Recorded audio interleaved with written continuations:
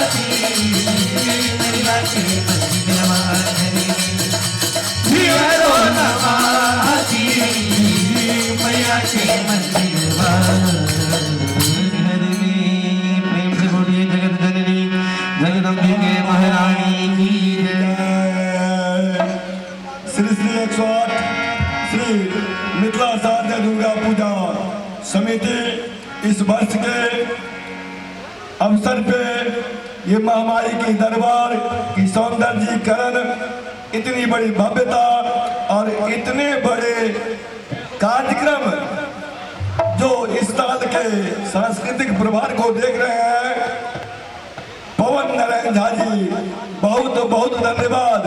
एक से एक कलाकार महामारी के दरबार में ला करके दे रहे हैं और एक भव्यता साँझबाती के समय में शिव कल्याणकारी मंदिर के कीर्तन मंडली आए हुए हैं। इसमें रंजीत चौधरी जी अभी साँझबाती के जो गीत कहे हैं, बहुत ही बढ़िया गीत कहे हैं। समस्त भक्तजन आनंद लें।